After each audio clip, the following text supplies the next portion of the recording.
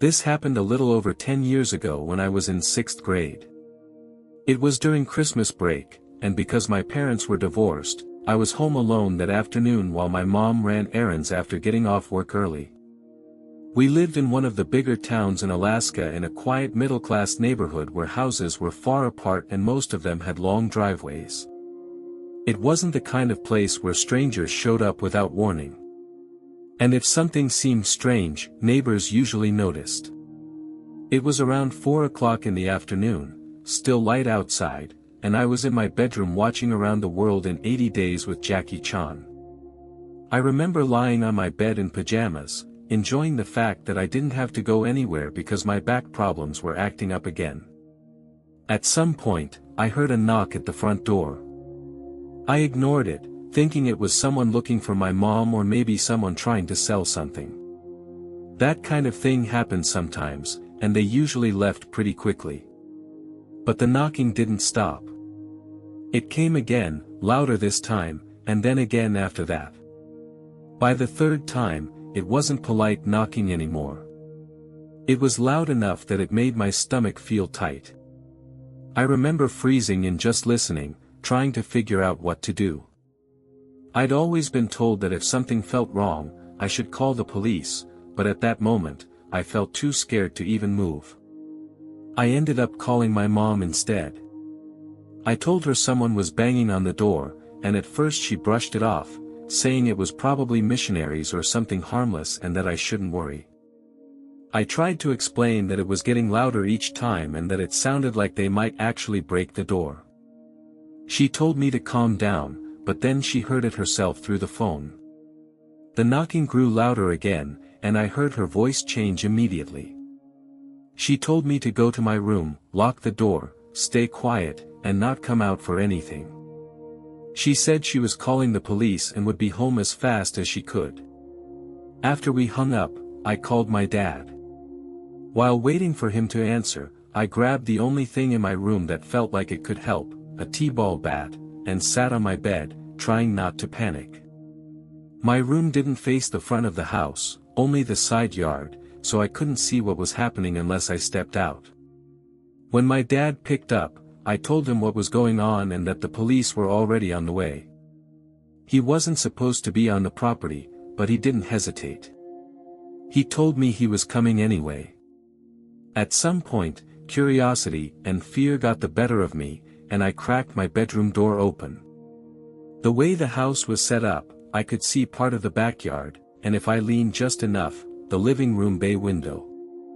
That's when I saw their car backed almost up to our garage.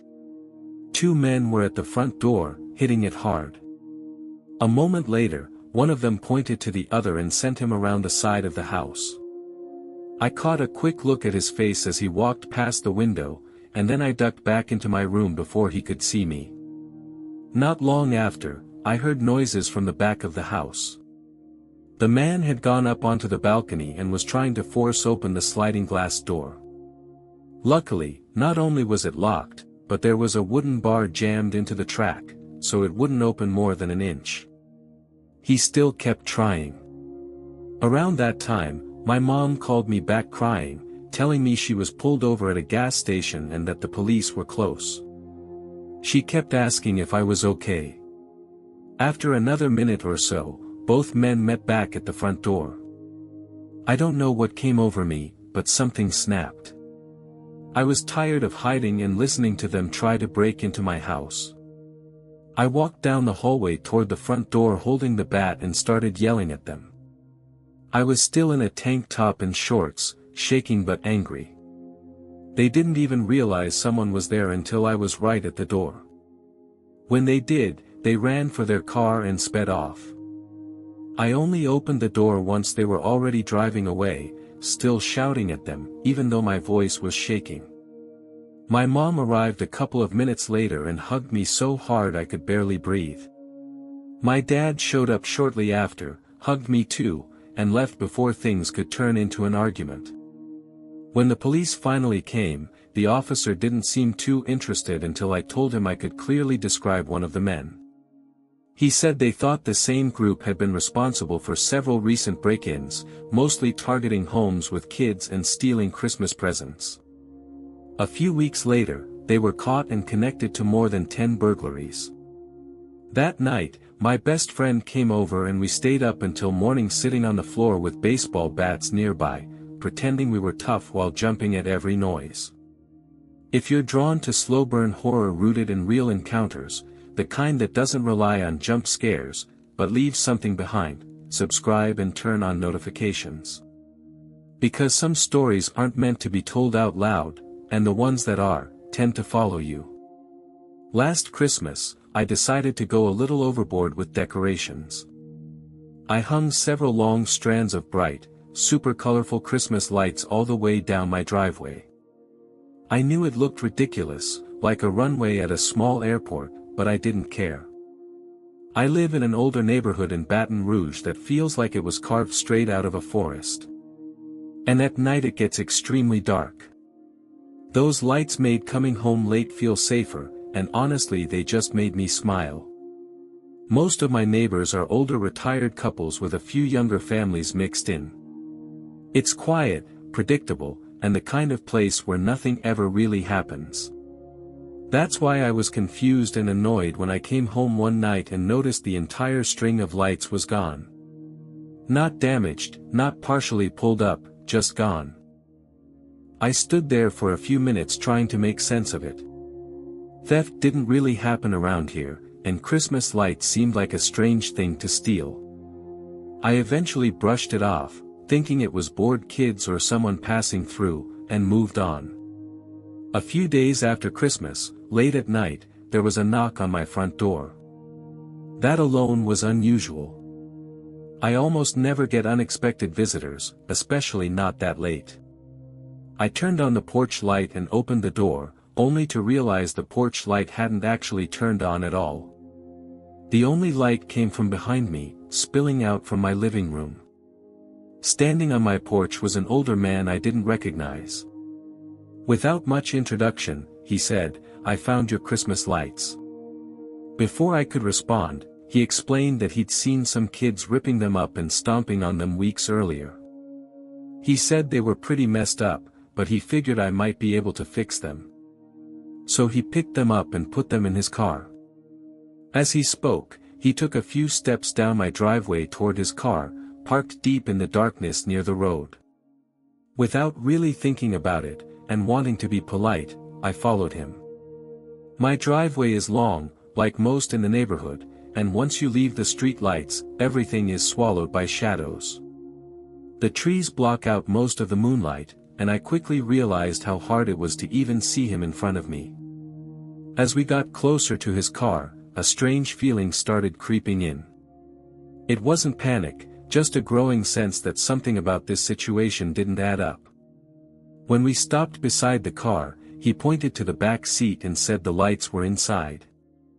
I thought he'd grab them himself, but instead he just stood there waiting.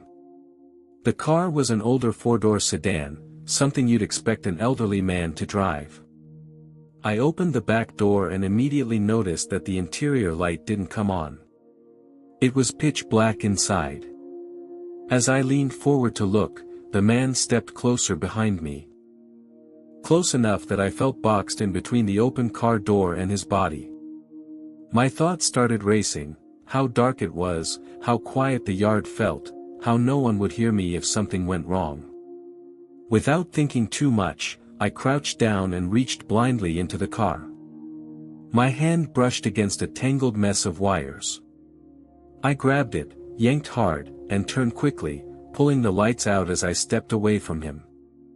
I thanked him quickly, probably too quickly, and walked back toward my house without looking back. Inside, I locked the door and dropped the lights on the floor. They were completely destroyed, cut in several places, bulbs smashed, wires tangled beyond repair. It wasn't something anyone would realistically think could be fixed. That part stuck with me. I went to bed uneasy, but told myself I was overthinking it. The next morning, I remembered that the porch light hadn't worked the night before. When I checked it, the bulb was fine. It just hadn't been screwed in all the way. That was when the whole thing really started to bother me. This happened in the late 1990s in Miami during Christmas break when I was around 7 or 8 years old. A bit of background matters here. Long before I was born, something very dark had happened in my family that made everyone extremely protective of me. Because of that, I was rarely allowed outside alone, never slept over at friends' houses, and was almost always supervised. At the time, I didn't understand why. I just knew the rules were strict. My great-grandmother, who I called Nana, lived with us my entire childhood. Before I was old enough for school, she stayed home with me every day. She was a tough, loud, red-haired Southern woman who didn't scare easily, but with me, she was gentle and watchful. She didn't miss much. That winter break, I had just gotten a brand new pair of rollerblades for my birthday. I was obsessed with them. Our house had a paved walkway out front, and I spent hours going back and forth trying to get better. Nana sat on the porch with a book, keeping an eye on me. At one point, the house phone rang. She thought about making me come inside while she answered it, but I begged to stay out. Cordless phones weren't common yet, so she finally agreed and went inside, leaving the main door open so she could still see me through the screen. She came back a few minutes later and everything seemed fine. Later, she told me it was time for lunch. I begged for just a little more time. She hesitated, then agreed again, telling me to sing while I skated so she could hear me from inside. I happily did, loudly singing whatever pop song I was obsessed with at the time. A few minutes later, a white van came slowly down the street. At first, I didn't think anything of it. I was a kid focused on skating, and I was behind a chain-link fence, which made me feel safe. Even when the van stopped in front of our house, I kept going. Then the passenger door opened. A very tall man stepped out and asked me which way the highway was. I pointed without getting closer. He made small talk, asking about Christmas, asking what Santa brought me. His voice sounded friendly, but something about the way he looked at me made my stomach twist. He smiled, but his eyes didn't match it. He told me he had toys in the van that his kid didn't want anymore and asked if I wanted to see them. I didn't answer. He took a step closer to the gate. That's when I started backing away toward the house, still trying not to seem rude because I didn't fully understand what was happening. I just knew I was scared. He asked if my parents were home. That question flipped a switch. I yelled for my Nana and tried to run. I slipped on the pavement and fell hard, hitting the back of my head. At the same moment, I saw him unlatch the gate. Before he could take another step, the screen door slammed open. My Nana came charging out with a cast iron skillet in her hand, screaming at the top of her lungs. The man froze, looked at her, and ran.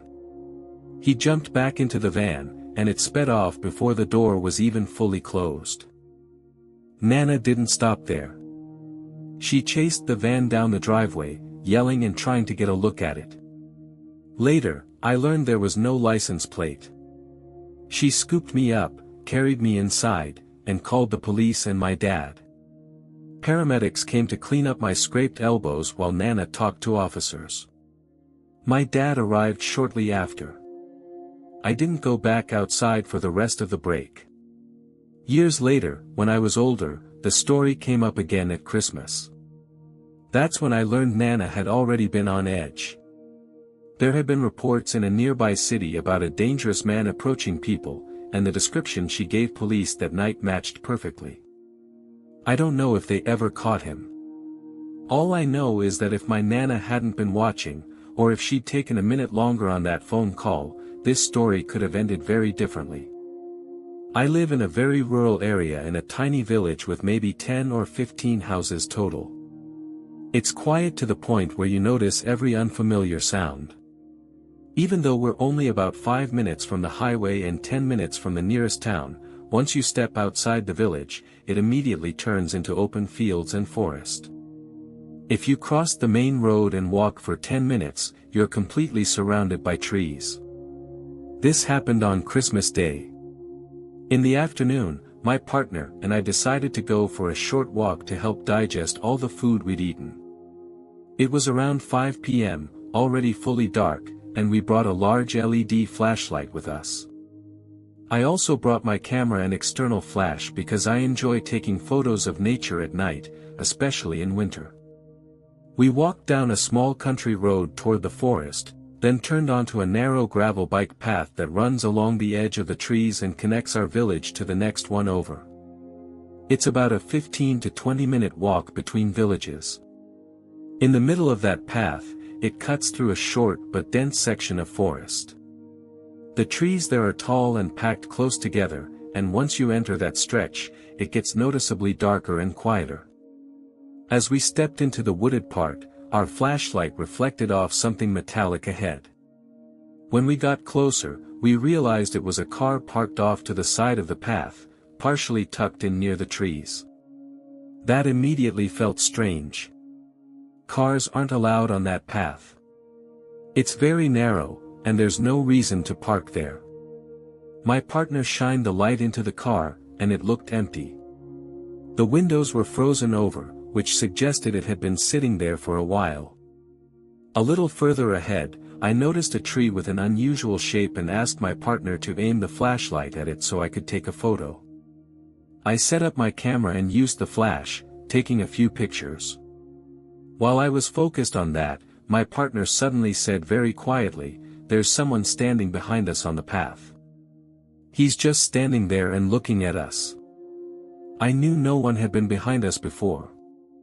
I had been checking regularly because wild boars are sometimes in the area, especially this time of year.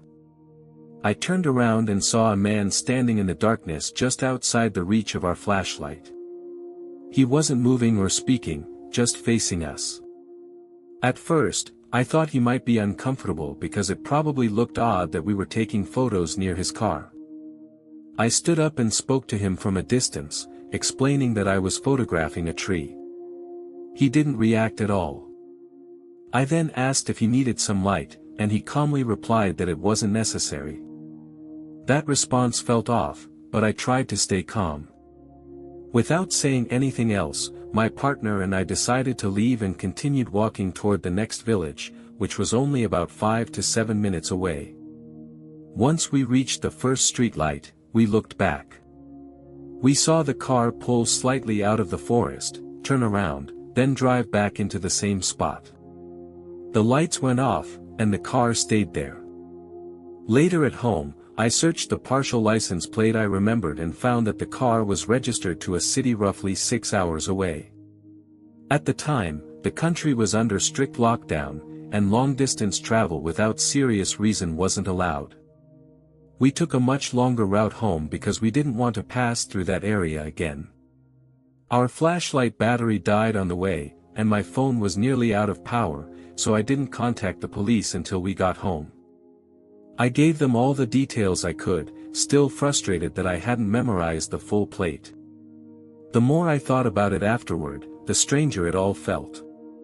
The frozen windows, the way the man appeared without a light, how he must have approached silently, and the fact that he stayed hidden in the forest even after we left. I'm certain that if I had been alone, the situation could have ended very differently. This happened to a family I'm extremely close with. The kind of people who basically felt like a second home to me growing up. I started babysitting their kids when I was around 12, and later on throughout my 20s, I would house sit and dog sit for them for weeks or even months at a time. I've spent a lot of nights alone in that house, which is probably why this story still bothers me as much as it does. It happened a few years ago on Christmas Day. The entire family was home, which almost never happened anymore. The kids were all grown by then, mostly in their 20s and 30s, many of them living out of state for work. But they had all made it back for the holidays. It was one of those classic Christmas evenings where nothing feels rushed. It was already dark outside because of winter, and the weather wasn't great, cold, drizzly, and foggy enough that the yard lights didn't do much beyond lighting up the mist. Inside the house, everything was loud and busy in a comforting way. TVs were on in different rooms. Christmas music was playing somewhere in the background. Food was constantly being heated up or passed around, and there were conversations happening over each other. The house itself has a large courtyard in the center, and most of the walls facing it are glass, so you can see straight out into the yard from almost anywhere inside. At some point in the evening, the youngest daughter happened to glance out toward the courtyard and noticed what she assumed was her dad standing outside. He was wearing a black hooded sweatshirt with the hood pulled up, and he was standing completely still in the middle of the courtyard facing the house. From where she was standing, she could only see part of his face, mostly his mouth and chin, but she didn't think much of it at first.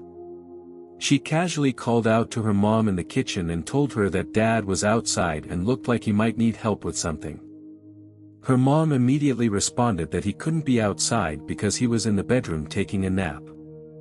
That's when things shifted very quickly. They both looked back out into the courtyard and realized that whoever was standing there was not her dad. It was a complete stranger dressed in black, silently staring into the house on Christmas night.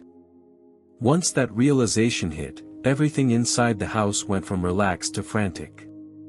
People started yelling for everyone to lock doors and windows, and there were a lot of doors and sliding glass panels to check.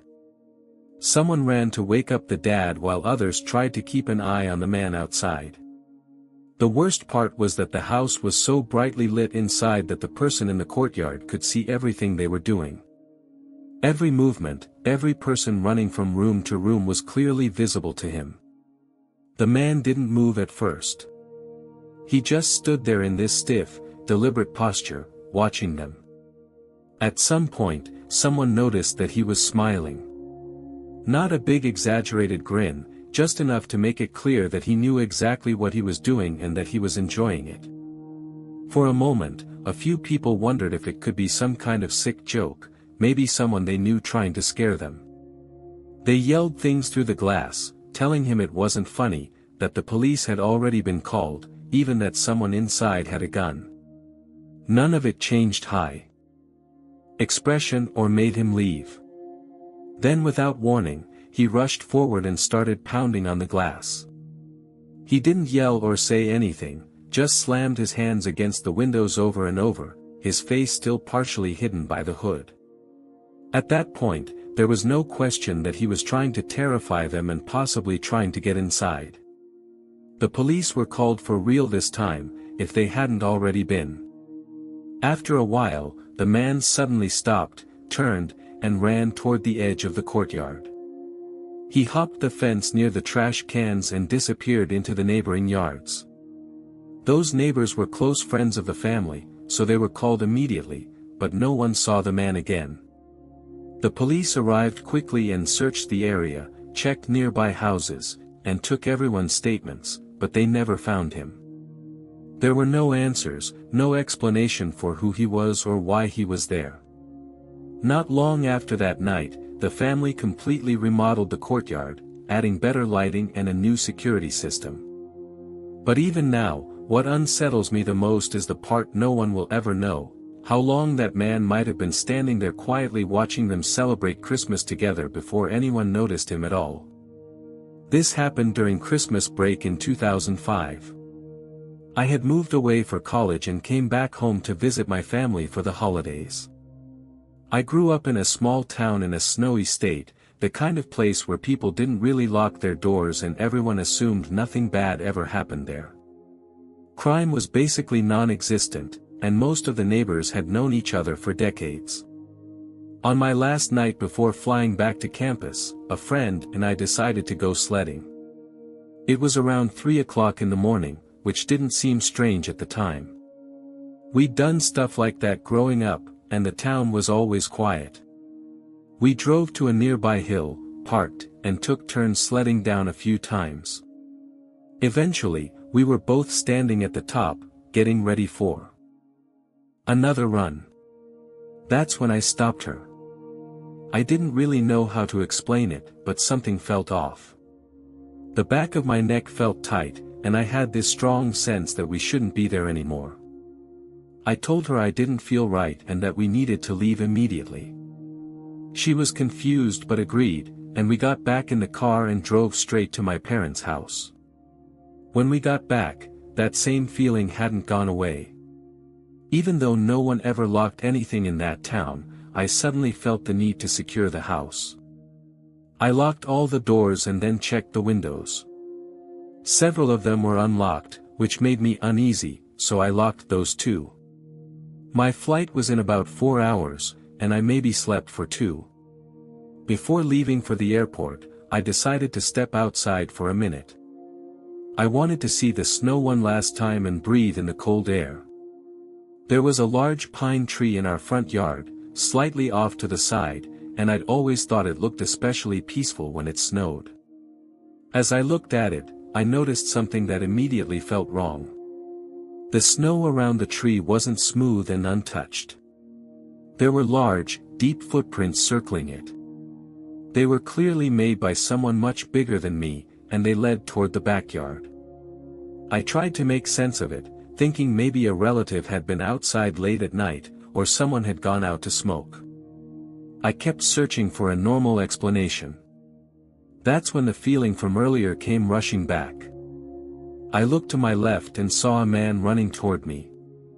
He wasn't jogging or passing by. He was coming straight at me. He was large, probably around 6 feet tall and close to 300 pounds, and he was moving fast. For a second, I couldn't move at all. It was immediately clear that whatever was happening wasn't accidental. I forced myself to move, rushed inside, slammed the door shut, and locked it. My hands were shaking as I ran to the window and looked out onto the porch. The man was standing there with his hand on the door. Then he turned his head, and I followed his gaze to the street. A white van was parked there. The driver raised his hands as if asking a question. The man on my porch did the same, shaking his head. Then he walked back to the van, got in, and they drove away. After that, I woke my friend and had her walk around the house with me. We found footprints leading to every door and window. She tried to explain it away, but I couldn't. I know that if I hadn't trusted that feeling earlier, this story would have ended very differently. This happened almost a year ago, right around Christmas. I was staying at my dad's place with some of my siblings. We did the usual Christmas stuff during the day, opened gifts, ate dinner, and then later that night, my dad left to stay at his girlfriend's apartment. He didn't plan on being gone long, just overnight. That left me in the house with my uncle, who was 16, my older brother, who was also 16, me, who was 15 at the time, and my youngest sibling, who was still a toddler. Everyone went to sleep pretty early. The house itself is in the city in an area where break-ins weren't unheard of, so I'd already had some anxiety about that kind of thing even before this happened. I woke up early the next morning, the day after Christmas, before anyone else. I was sitting on the floor near an outlet using my tablet quietly while the house was still dark and silent. After a while, I heard banging coming from the back door. At first, I thought it was my dad coming back earlier than expected. But the banging didn't stop. It got louder, harder, and more aggressive, and it went on long enough that it stopped sounding normal. I didn't know how to react. I just froze. I remember standing there feeling disconnected from what was happening, like my body wouldn't move even though my brain knew something was wrong. Then the back door broke open. I heard it give way, and that snapped me back just enough to realize someone was inside the house. I put my tablet down and picked up a flashlight that was nearby. I don't know what I thought I was going to do with it. I heard footsteps moving quickly through the downstairs, then heavy steps on the stairs. Whoever it was didn't hesitate or wander. They came straight up. Seconds later, they were right outside the room I was in. The door opened.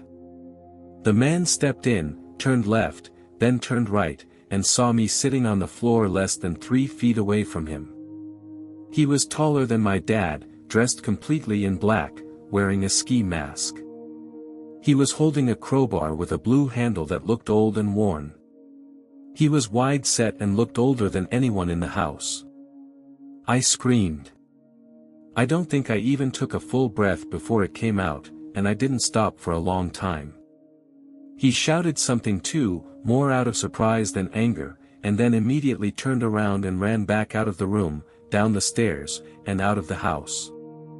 After he was already gone, I ran to the top of the stairs and yelled for him to leave, which didn't make much sense considering he already had. My screaming finally woke up my uncle and my older brother. I wasn't even wearing pants, so I threw some on as fast as I could while trying to explain what had just happened to my brother, who was still half asleep and confused. I ran downstairs and met my uncle coming up from the basement. I told him someone had broken in and left. He already had a knife in his hand and told me to grab one too. I did, even though I had no idea what I would actually do with it. We checked the house quickly and made sure the toddler was still asleep and unharmed. My uncle told me to stay by the broken back door and to stab anyone who came back through it while he went outside to look around. I stood there holding the knife, knowing realistically I wouldn't be able to do anything if someone returned. I was shaking the entire time. Thankfully, no one came back. None of us had phones, so my brother used a tablet to contact our dad through Instagram. When my dad was about 10 minutes away, he hung up and came straight back. While we waited, we talked through what had happened and realized how intentional it seemed. The intruder ignored the presents, alcohol, and electronics downstairs and went straight upstairs to my dad's room, where valuables were kept. It felt like someone who knew the layout of the house. When my dad arrived, he kept asking me to describe the man. My uncle and dad tried to figure out if it could have been someone they knew. I was the only one who saw him, and I was the only one who had been face to face with him. We didn't call the police because based on past experiences in our area, it didn't feel like it would help. Now that Christmas is coming up again, I find myself thinking about it more than I want to. I have trouble sleeping sometimes, and I'm more aware of sounds at night.